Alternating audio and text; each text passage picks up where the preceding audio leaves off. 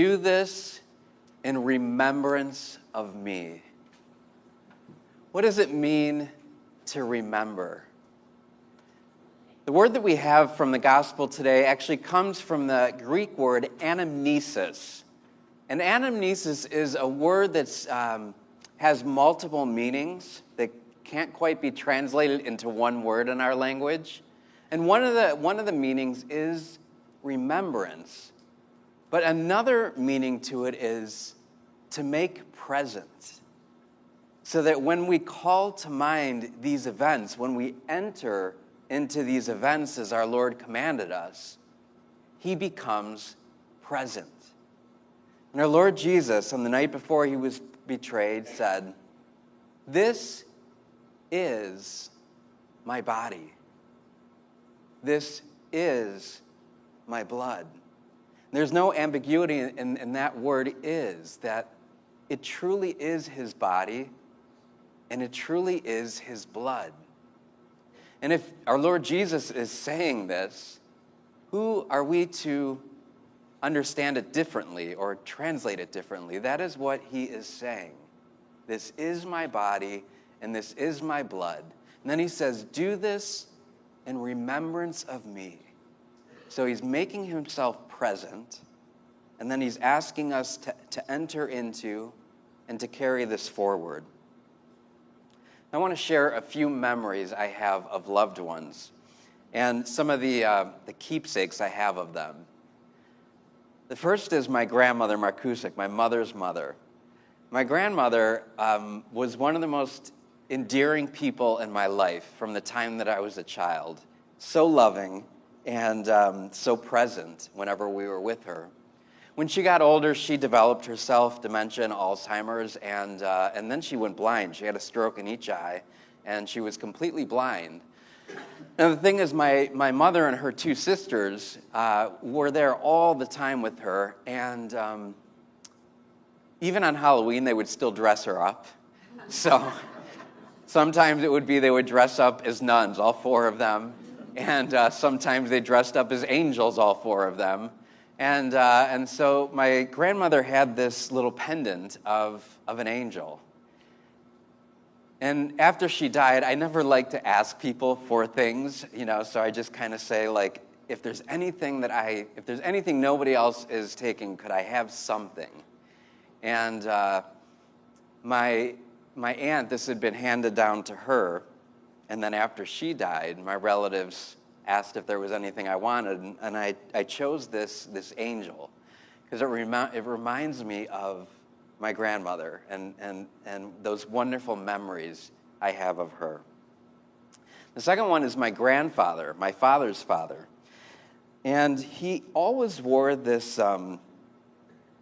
metal scapular, and towards the end of his life, as he was getting ill, my grandmother had died, his wife. And I had spent that summer actually volunteering with the Missionaries of Charity in Washington, D.C.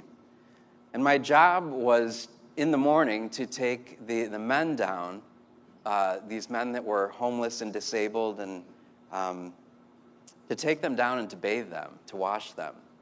And I'd never done anything like that for me. It was at first very uncomfortable and then a very beautiful experience. And every morning I would do that. I would take 12, 15 of them and bathe them and shower them. So at the end of that summer, when I came back home, my grandfather had begun to decline and wasn't able really to take care of himself. And so there was one point where my mother finally said to him, "Would you let Michael bathe you?" And he was very uncomfortable at first, and I said, "Grandpa, I just spent the entire summer doing this. It's going to be okay." And I took him into the shower, and as I began to cleanse him, he had this scapular on. And it was then that I learned he never took it off, even when he showered. He wore it all through World War II.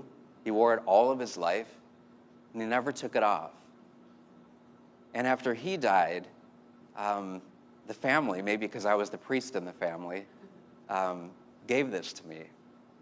And I treasure this medal as I remember him and think about him. The third one is my spiritual director, who I had all towards the end of the seminary and for most of my years of priesthood. And a couple years ago when he died, whenever I would go to spiritual direction with him, he always held this black crucifix in his hands. And when I would go to confession or be having a difficult time, sometimes he would hand it to me, and I would hold it. And so when he died, the priest in charge of his estate, this time I did ask, I said, if no one else, there's one thing of his that I really loved. If no one else is taking it, I would love it. And I told him about this crucifix, and he said, actually, he's being buried with it. And I said, that's okay. And he said, well, I'm not letting him go with it. It's staying up here anyways. So if you want it, you can have it. And so I'll never forget at the funeral that morning, I was like, should I just go take it out of his hands? And I told the funeral home people, like 3 or 4 times, I said, please don't close the casket until I, can have the crucifix. And it was really beautiful because they gave it to me right before they closed the casket. And I got to hold it during the entire funeral mass. And so afterwards, I didn't know there was this, it opens.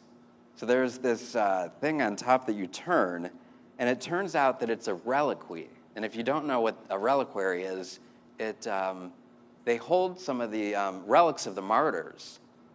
And I never knew this was in there.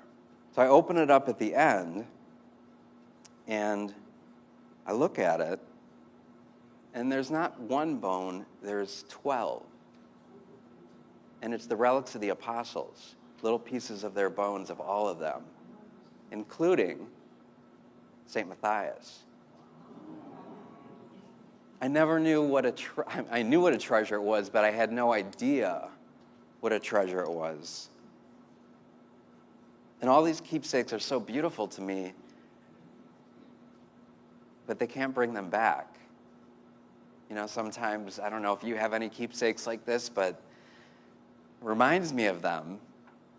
But also there's still pain of their loss and that they're not here in the same way anymore.